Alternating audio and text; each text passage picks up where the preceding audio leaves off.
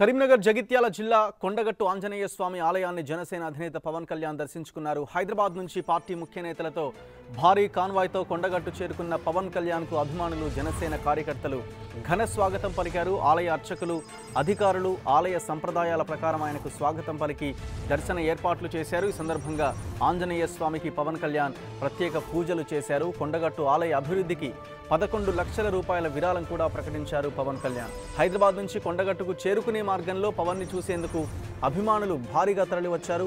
కొండగట్టు ఆంజనేయ స్వామి దర్శనం అనంతరం పవన్ కళ్యాణ్ కరీంనగర్కు వెళ్లారు.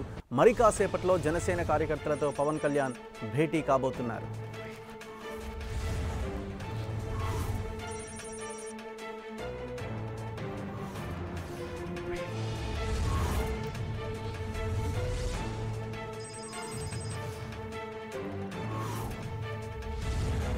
ప్రతినిధి సతీష్ మనకి ప్రత్యక్షంగా అందుబాటులో ఉన్నారు తాజా సమాచారంతో. సతీష్, ప్రస్తుతం పవన్ కళ్యాణ్ ఎక్కడున్నారు?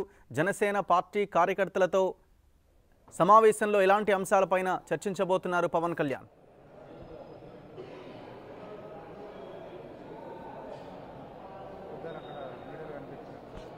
రఘు, ప్రస్తుతానికి జనసేన అధినేత పవన్ కళ్యాణ్ కరీంనగర్లోని శ్వేత హోటల్లో ఉన్నారు. ప్రస్తుతం మనం కూడా ఈ శ్వేత హోటల్లోనే ఉన్నాం. ఇక్కడ అభిమానులంతా కూడా పెద్ద ఎత్తున ఇక్కడ తరలి రావడం జరిగింది.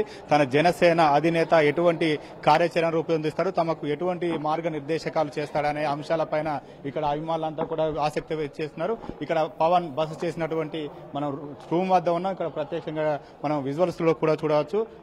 పవన్ రూమ్ వద్ద పెద్ద ఎత్తున బందోబస్తు కూడా ఉంది. అతన్ని కలిసేందుకు అభిమానులంతా కూడా పెద్ద ఎత్తున తరలి రావడం జరిగింది. జనసేన సంబంధించినటువంటి రాజకీయ యాత్ర ఎటువంటి అంశాలతో పవన్ కళ్యాణ్ ముందుకు వెళ్తాడో చెప్పేందుకు కూడా మరి కాసేపట్లో పవన్ కళ్యాణ్ మీడియా సమావేశం నిర్వహించినారు. ఆ మీడియా సమావేశంలో చాలా కీలకమైన అంశాలు మాత్రం వెల్లడి కానున్నాయి. వెల్లడైన నేపథ్యంలో తన రాజకీయ యాత్రను కొనసాగిస్తారు. మరి కాసేపట్లో మీడియా సమావేశం అనంతరం అతను రాజకీయ యాత్ర సంబంధించినటువంటి ముఖ్య కార్యకర్తలతో సమావేశం నిర్వహిస్తారు. ఈ రోజు కొండగట్టు ఆంజనేయ స్వామిని దర్శించుకున్నటువంటి పవన్ కళ్యాణ్ దాదాపు 2-3 గంటల సమయంలో దర్శించుకుంటామని చెప్పి జనసేన పార్టీ కార్యాలయ వర్గాలు చెప్పాయి. కానీ గంట ముందుగానే దర్శించుకుని తన మొక్కు చెల్లించుకున్నారు. ఇక చాలా మంది ముఖ్య కార్యకర్తలతో సమావేశం నిర్వహిస్తారు.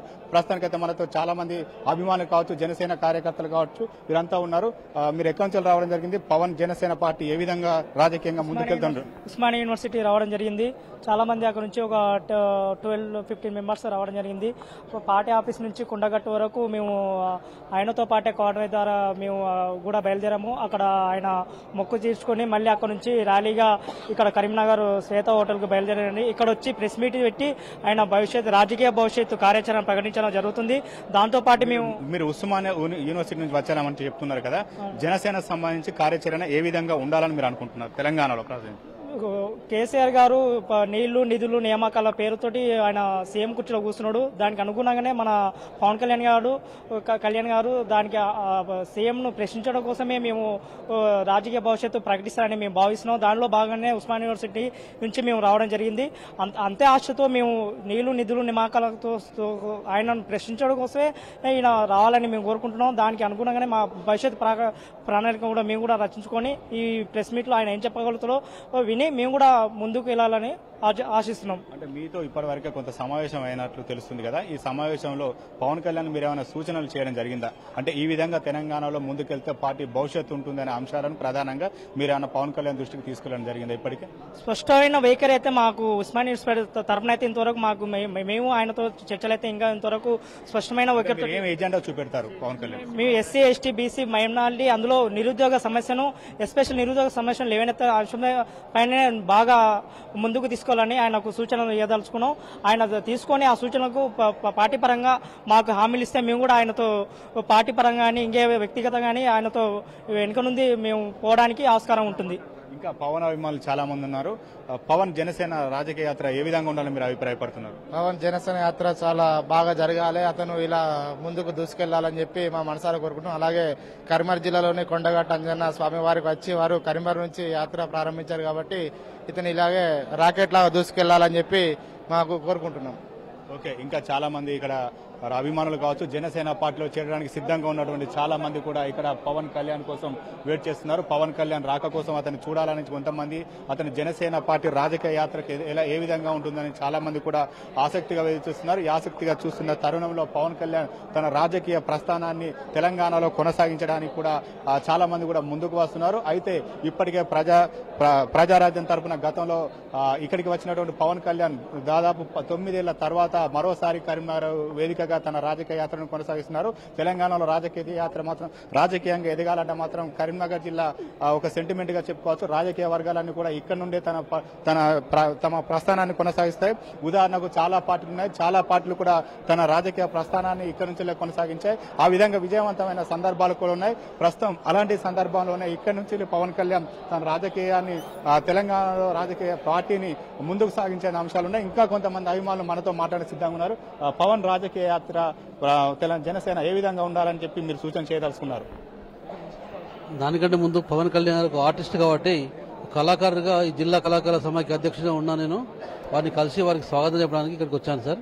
వారి గురించి కలవడానికి వెయిట్ చేస్తున్నాను. అంటే మీరు కళాకారుడు అంటున్నారు కదా, సాటి కళాకారుడు ముందుకెళ్తున్న తరుణంలో మీ ప్రోత్సాహం కానీ మీ చేయుత కానీ ఏ విధంగా ఉంటుంది? తను ప్రజల మీద నాయకుడు, తన అభిమానుల మీద నాయకుడు కాబట్టి తనకు మంచి జరగాలని ఆ భగవంతుని ప్రార్థిస్తున్నాం. ఓకే, ఇది రాజకీయంగా పవన్ కళ్యాణ్ ముందుకు మంచి జరగాలని చెప్పి చాలా మంది కోరుకుంటున్నారు. అభిమానులు కూడా కరీంనగర్ జిల్లాలో ఎక్కడికక్కడ అభిమానులు కూడా పెద్ద ఎత్తున రేపు జరిగేటువంటి సమావేశానికి కరీంనగర్ తరలిరానున్నారు. కరీంనగర్, నిజామాబాద్, ఆదిలాబాద్ ఈ జిల్లా నుంచి పెద్ద ఎత్తున పవన్ కళ్యాణ్ అభిమానులు కరీంనగర్ తరలి వచ్చి పవన్ కళ్యాణ్ తో సమావేశం కానున్నారు. ఇక్కడ తెలంగాణలో చోటు చేసుకున్నటువంటి అంశాలన్నీ కూడా పవన్ కళ్యాణ్ దృష్టికి తీసుకెళ్తున్నారు. ముఖ్యంగా సింగరేణి కార్మికులతో పాటు సిరిసిల్ల చేనేత కార్మికులు, భూ నిర్వాసిత సమస్యలు, ఇటువంటి సమస్యలు చాలా ఉన్నాయి. ఇక గల్ఫ్ బాధితులకు కూడా ఒక పెద్ద సమస్యగా మారింది. గల్ఫ్ బాధితులకు చేయూతనివ్వడంలో చాలా అన్ని ప్రభుత్వాలు కూడా విఫలమైన నేపథ్యంలో పవన్ కళ్యాణ్ కూడా వాటిపైన నిర్ణయం తీసుకునే అవకాశం కూడా లేకపోలేదు. ఇప్పటికే పవన్ కళ్యాణ్ రాజకీయంగా ఏం కామెంట్స్ చేస్తాడు, ఏ విధంగా తెలంగాణలో తన రాజకీయ ప్రస్థానాన్ని ఆరంభించేందుకు సిద్ధంగా ఉన్నాడు అనే అంశాలపైన జోరుగా చర్చ జరుగుతుంది.